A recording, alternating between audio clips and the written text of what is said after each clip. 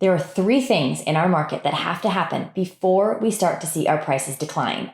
Number 1, the number of list price reductions has to rise. Number 2, the overall days that it takes for a seller to sell their home has to rise. And number 3, the number of concessions that sellers are offering to buyers to buy and close on their home have to rise. So the overall supply of homes on the market in the Phoenix area has been increasing for the past 5 months. It is now taking 27 days to sell a home when it was taking 7. And the percentage selling with a seller concession is 11% when it used to be 3%. Now this last one just jumped last month. Has the housing crash finally hit the Phoenix market? So even though the housing crash of 2008 was almost 15 years ago, many people that went through it, it is very fresh in their memory. And because Phoenix took such a big hit in that crash, people here are very sensitive to it. It doesn't matter if you lost your home or not, you remember it vividly. And these feelings and memories are affecting the way that people are behaving in today's market. And I think the fear of the unknown is actually causing people to act out of proportion to what is actually happening. Now, it's not to say that there are not concerning things out there right now. There are, but it might not be what you think or as bad as you think. I'll share the most recent data to give you a more accurate idea of what's going on to help put things into perspective. Let's just quickly look at what actually happened in 2008. Because I believe if you truly understand this, you will understand what the risks are in our market currently.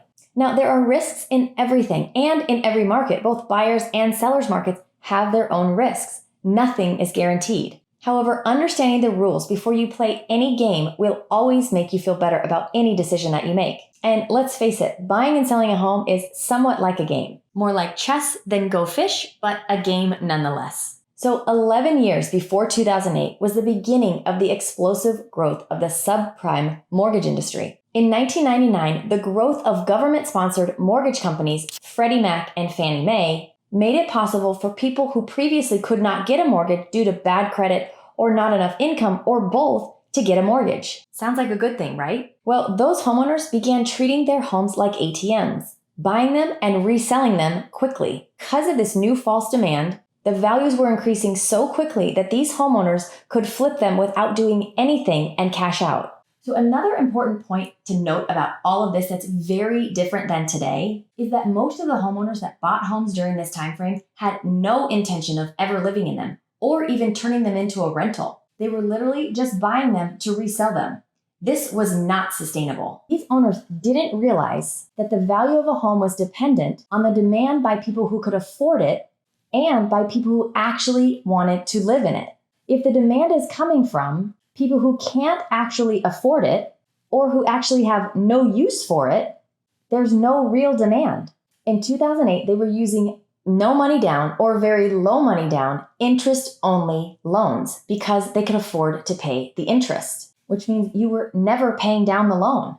In fact, some of these loans actually added principal balance back to their loan. So not only were they not paying their principal down, it was actually going up.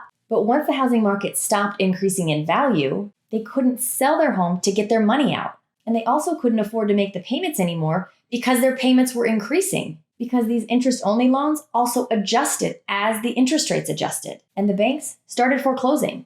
The government, in essence, created extreme demand for housing and put that housing in the hands of people that couldn't afford to pay for it if things changed. So the crash was largely driven by people speculating in the market using money they didn't have to purchase homes that they only assumed would go up in value. Now, I'm going to say that part again because it is a very big distinction of what happened then and what's happening today. The market was driven by people using money they didn't have. So is that what's happening now? Have home prices been driven up by buyers who can't really afford them?